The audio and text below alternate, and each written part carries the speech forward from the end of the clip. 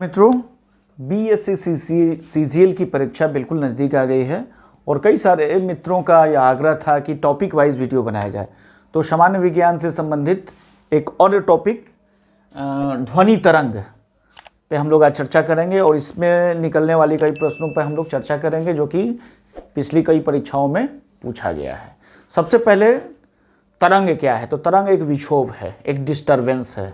तरंग दो तरह का होता है, अनुप्रस्थ तरंग और अनुदैर्घ्य तरंग। अनुप्रस्थ तरंग एक रेखीय होती है, याद रखेंगे, ये हमेशा प्रश्न पूछा जाता है आपके प्रतियोगी परीक्षाओं में। एक रेखीय जो तरंग होता है उसी को हम लोग कहते हैं अनुप्रस्थ तरंग, और बहुरेखीय चारों तरफ जो होता है उसे हम लोग कहते हैं अनुदैर्घ्य तरंग। तो एक प्रश्न हमेशा पहले पूछा जाता था कि वीणा के तार खींचने पर तार में कौन सा तरंग उत्पन्न होता है और हवा में कौन सा तरंग उत्पन्न होता है, ये बहुत बार पूछा गया है पहले। तो तार में अनुप्रस्थ तरंग होगा और हवा में अनुदैर्घ्य तरंग होगा।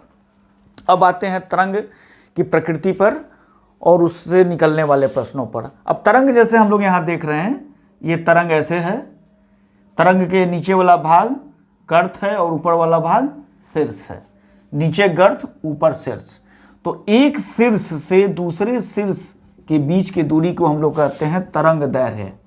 तरंग दैर्घ्य कहते हैं, ठीक है। इसको लैम्डा से हम लोग सूचित करते हैं, याद रखेंगे, इसे लैम्डा से सूचित किया जाता है। और एक सेकंड में जितने तरंग उत्पन्न होता है उसको हम लोग कहते हैं आवृत्ति।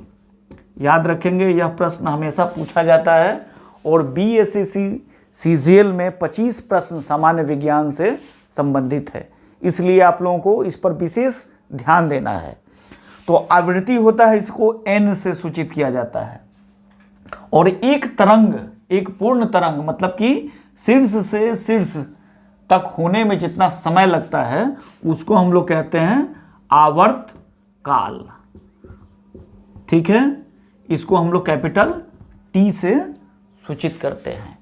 तो हम लोग जानते हैं कि चाल बराबर होता है दूरी बटा समय, दूरी बटा समय, ठीक है। तो वेग, यहाँ कौन सा वेग लेंगे? तरंग वेग लेंगे, यहाँ पे लेंगे तरंग वेग।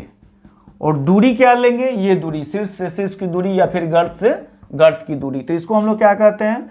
तरंग दैर्घ्य कहते हैं। तरंग दैर्घ्य को हम लोग क्या लिखते हैं? लैम्डा। और समय, समय को यहाँ क्या लेंगे? आवर्तकाल। तो आवर्तकाल को क्या लिखते हैं? T, ठीक है। और यहाँ पे वेग को क्या लेंगे? V। तो V इक्वल टू क्या हुआ? Lambda by T। अब चूंकि हम लोग पहले से जानते हैं कि T इक्वल टू क्या होता है? 1/n होता है, कि मतलब जो आवर्तकाल होता है वो 1/, आवृत्ति के बराबर होता है। तो यहाँ पे भी हम लोग T की जगह पर 1/n लिख सकते हैं, मतलब कि V equal to lambda by 1/n, मतलब कि V इक्वल टू लैम्डा और n।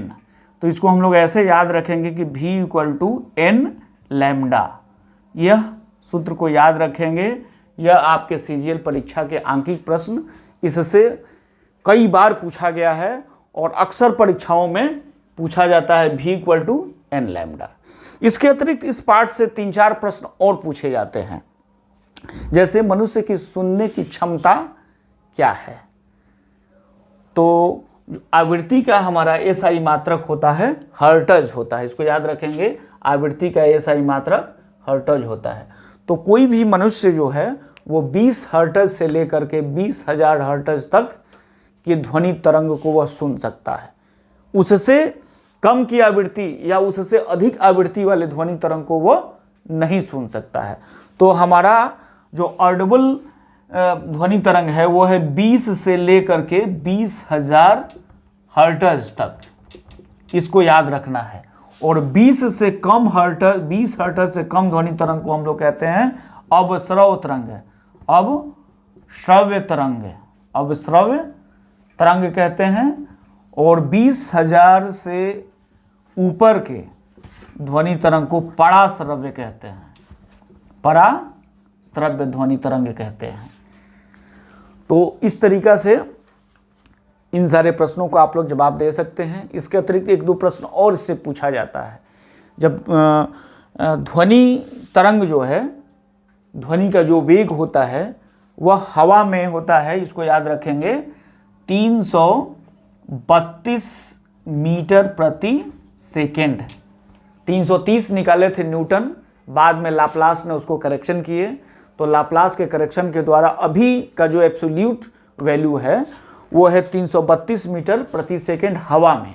इसी तरह अगर इसको पानी में देखा जाए तो वो हो जाएगा 1400 मीटर प्रति सेकेंड, और अगर इस्पात में इसी को निकाला जाए तो वो हो जाएगा 5000 मीटर प्रति सेकेंड। इस चीज़ को भी हम लोग याद रखेंगे। तो धन्यवाद मित्रों, अंत तक बने रहने के लिए। और इसी तरह टॉपिक्स की तैयारी हम लोग कर रहे हैं। आपका सुझाव बहुत महत्वपूर्ण है। आप लोग अपना सुझाव दें, बताएं कि किस टॉपिक पे हम बनाएं, तो तुरंत बना करके आप लोग के बीच में उपस्थित होऊंगा। नमस्कार।